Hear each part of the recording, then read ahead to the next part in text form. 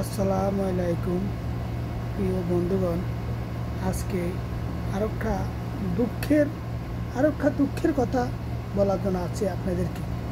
দুঃখের কথা হইল, আমি দুলাহাট থেকে সরপেশনের উদ্দেশ্যে রওনা দিছি রাতের ওই টাইমে 8:30 9টা বাজে।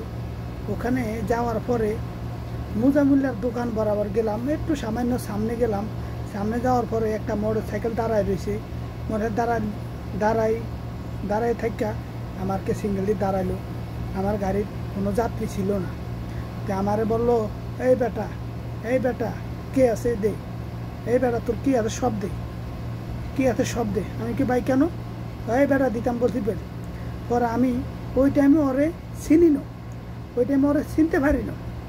পরে আমার মোবাইল, আমার টাকা আসছিল 2,500 3,000 টাকা। আমি গাড়ির গ্যাস কিনতাম। ওই টাইমে অত টাকা ছিল। সকালে আমার কিস্তি ছিল, ওই টাকাগুলো আমি কিস্তি দিয়ে দিব। টাকা ছিল আমার 3,000 3,500 টাকা। আর আমার একটা মোবাইল ছিল, ওই মোবাইলটা নিয়ে গেল। তো আমি সরপেশন বাজারে বললাম যে অমুক জায়গায় অমুক দরজাতে আমার এগুলো নিয়ে গেছে। তো আমার লগের বন্ধু বান্ধব আরও ড্রাইভাররা ছিল। ড্রাইভাররা বললো যে আওলাদ ভাই, এটা তো হইলো এই মন্ত্রীর ছেলে। তো মন্ত্রীর ছেলেকে ওই যে রাসেল কোয়েক নাম মন্ত্রীর ছেলে, হ্যাঁ মন্ত্রীর বাপ বলাইয়া এইভাবে ও জায়গায় মানুষের থেকে টাকা পয়সা নেয়, জায়গায় অস্ত্র ঠাকায় মানুষের থেকে সব কিছু নিয়ে নেয়।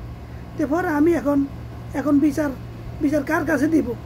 মন্ত্রীরে ও বাবা ডাকছে, মন্ত্রীর বাসাত ওর মা কাজ করতো, ওই হিসাবে মন্ত্রীর বাবা ডাকতো। এভাবে মন্ত্রীর পাওয়ার দেখায়া ও জায়গা এমন হাজার প্রমাণ আছে। ও জায়গা মানুষের এভাবে টাকাগুলা নিচে, এভাবে মানুষের অস্ত্র টাকা নিচে। মন্ত্রীর পাওয়ার ব্যবহার করিয়া ও এইভাবে জায়গায় কাজ করছে। আজকে আমি বলতাম না, দুঃখের বিষয় বলছি। এই যে কুত্তারা আজকে অমুকের বাবা ডাকছত, অমুকের খালা ডাকছত, অমুকের ওইটা ডাকছত, আজকে মাদার চোদরা ফলাইছত কে? আজকা বুক ফুলে বুকে কলজা থাকলে বুকে রাস্তালে খারা যে রাস্তার থেকে টাকা নিছত, ওই রাস্তাটা তুই যদি বাপের ঘরে সন্তান হয়ে থাকস, আজকা তুই রাস্তার দ্বারা আজকা ওই কুত্তারা আজকা ফলাইছত কেন? আজকে আমার দুঃখের ইতিহাস রাখতে ভাই না। এই কারণে আমার দুঃখের কথাগুলো বললাম। আর ভাই ও বন্ধুরা, আপনাদেরকে বলা হলো যে এই কুত্তা ঘরে যদি কোনো আনে দেখেন, আপনাদেরকে অনুরোধ, মারামারির দরকার নাই। ডাক্তার বর্তমান প্রশাসন আছে, প্রশাসনকে ওদেরকে ডাইরেক্ট হাতে ধরাই দেন, প্রশাসনের হাতে ধরাই দেন, আইনগত ব্যবস্থা হবে। ঠিক আছে? আপনাদেরকে অনেক কথা বললাম ভাই বন্ধু, অনেক কষ্ট থেকে বলছি। যদি আমার কথা এখানে যদি কোনো ভুল ত্রুটি থাকে, আপনারা আমার কথাটা ক্ষমা দৃষ্টিকে দেখবেন। ওকে, আল্লাহ হাফেজ।